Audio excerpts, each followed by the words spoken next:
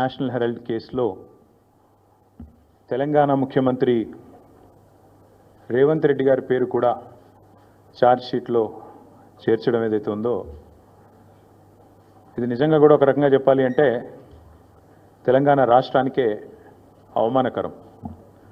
ఒక ముఖ్యమంత్రి స్థాయిలో ఉన్న వ్యక్తి ఈరోజు గతంలో ఎన్నో తప్పులు చేసి ప్రజాక్షేత్రంలో ఆనాడు భంగపడి తదనంతరం తిరిగి ఈయనకేమైనా బుద్ధి వచ్చిందేమో అని ప్రజలు అనుకున్నారు. కానీ చూస్తూ ఉంటే ఇప్పటికి కూడా ఆయన బుద్ధి కానీ ఆయన వైఖరి కానీ మారలేదు అని స్పష్టంగా అర్థమవుతూ ఉంది. ఇక్కడ తెలంగాణలో రేవంత్ రెడ్డి గారు గద్దెనెక్కినప్పటి నుంచి యంగ్ ఇండియా అని చెప్పి కలవరిస్తూ ఉన్నారు. అసలు ఈ యంగ్ ఇండియా వెనకాల ఉన్న కథ ఏందో నిన్న ED case, ED charge sheet చాలా వివరంగా చెప్పింది. మనం గతంలో ఇక్కడ తెలంగాణలో 2015వ సంవత్సరంలో చూసినాం. ఓటుకు నోటు కుంభకోణం ఇంకెవరు కూడా మర్చిపోలేదు. అప్పటి నుంచి రేవంత్ రెడ్డి గారికి బ్యాగ్ మ్యాన్ అనే పేరు కూడా కొత్తగా, అంటే bat man, super man, spider man లాగా బ్యాగ్ మ్యాన్ అనే మంచి పేరు కూడా తెలంగాణలో చాలామంది పిల్లలు పెట్టుకున్నారు. అదేమో ఓటుకు నోటు కుంభకోణం, ఇదేమో సీటుకు రూటు కుంభకోణం.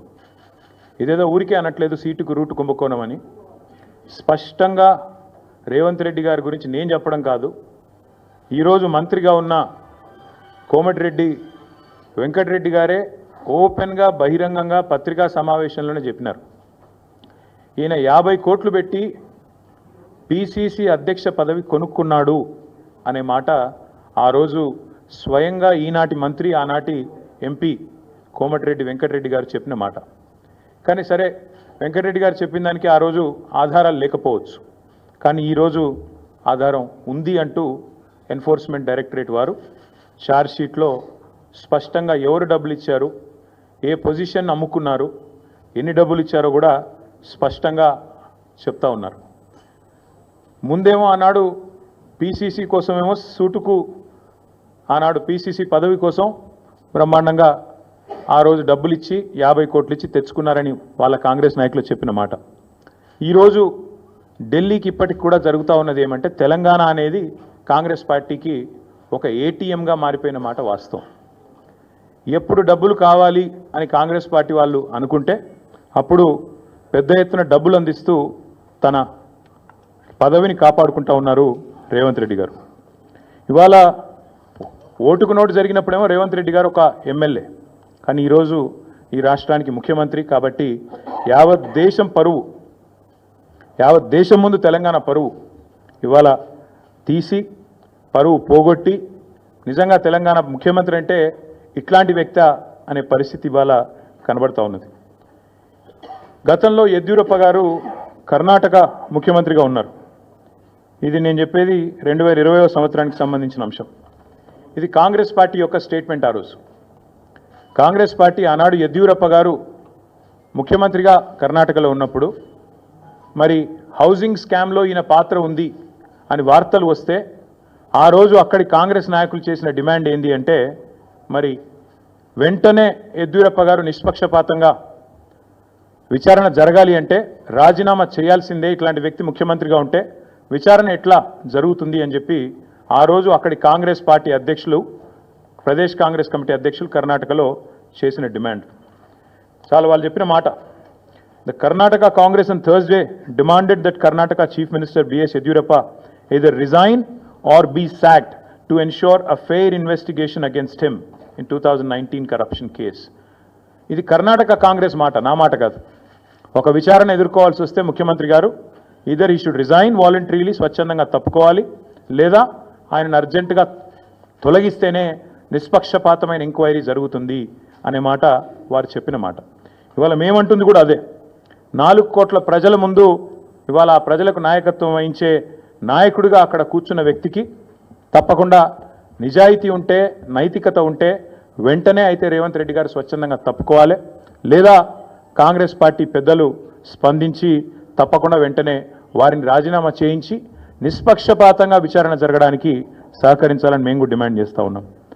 రేవంత్ రెడ్డి గారు మాటల ముఖ్యమంత్రి కాదు, మూటల ముఖ్యమంత్రి అని మళ్ళొకసారి తేలిపోయింది దీంతో. ఎందుకంటే మూటలు మోసే పీసీసీ అధ్యక్ష పదవి తెచ్చుకున్నారని వెంకటరెడ్డి గారు చెప్పారు. ఇప్పుడు మూటలు మోసే పదవి కాపాడుకుంటున్నారు అని దేశమంతా తెలుసు. అట్లాగే మూటలతోనే ఆనాడు పీసీసీ ఆఫీస్ బేరర్స్ దగ్గర కూడా డబ్బులు తీసుకొని మరి కాంగ్రెస్ పార్టీ ఒక పత్రికకు డబ్బులు అందించారని చెప్పి ఎన్ఫోర్స్మెంట్ డైరెక్టరేట్ కూడా చెప్తా ఉంది. ఇప్పుడు మాకు కూడా అర్థమవుతోంది, ముఖ్యమంత్రి గారు ఇవాళ విజయవంతంగా 44సారి ఢిల్లీ పోయారంట. 16-17 నెలల్లో 44సారి ఢిల్లీకి పోయి ఒక అరుదైన రికార్డు ముఖ్యమంత్రి గారు అయితే సృష్టించారో ఇప్పుడు మాకు అర్థమైంది ఎందుకు పోతున్నాడో ఢిల్లీ. చీకట్లో బీజేపీ పెద్దల కాళ్ళు పట్టుకోవడానికి, అయ్యా నా మీద కేసు లేకుండా చేయండి, నన్ను జైల్లో వేయకండి, ఎన్ఫోర్స్మెంట్ డైరెక్టరేట్ వాళ్ళతో ఒక మాట చెప్పండి అని చీకట్లో నిన్న రాత్రి పోయి అమిత్ షా గారి కాళ్ళు పట్టుకోవడం, బయటికి వచ్చి మాత్రం పెద్ద పెద్ద పోజులు కొట్టడం రేవంత్ రెడ్డి గారు మరి ఏం చేస్తున్నారో ప్రజలకు కూడా అర్థమై ఉండాలి. 44 సార్లు ఢిల్లీ ఎందుకు పోతున్నారో స్పష్టంగా అర్థమై ఉండాలి.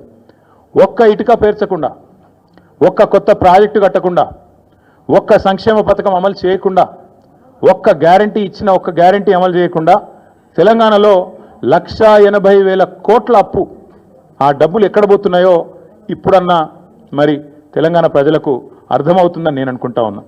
గత సంవత్సరంన్నర కాలంగా తెలంగాణ ప్రజల సంపదను దోచి తెలంగాణను ఏటీఎంగా మార్చి ఢిల్లీ బాసులకు దోచిపెట్టడానికే, అటు ఢిల్లీ బాసులు అంటే ఇద్దరున్నారు పాపం బాసులు, ఆయన బాధ వర్ణనాతీతం. ఒక బాస్ ఏమో అఫీషియల్ బాస్ రాహుల్ గాంధీ గారు, ఇంకొక బాస్ ఏమో అన్అఫీషియల్ బాస్ మోడీ గారు, అమిత్ షా గారు. కాబట్టి అటు ఇటు ఇద్దరిని ప్రసన్నం చేసుకోవడానికి 44 సార్లు ఎక్కే విమానం దిగే విమానం అన్నట్టుగా రేవంత్ రెడ్డి గారి వ్యవహారం నడుస్తూ ఉంది. 7.5 కాలంగా రేవంత్ రెడ్డి గారు చేసిన పనులు 3. 1 బీఆర్ఎస్ పై నిందలు, 2 బిల్డర్లతో కాంట్రాక్టర్లతో దందాలు, 3 ఢిల్లీ బాసులకు 1000 కోట్ల చందాలు.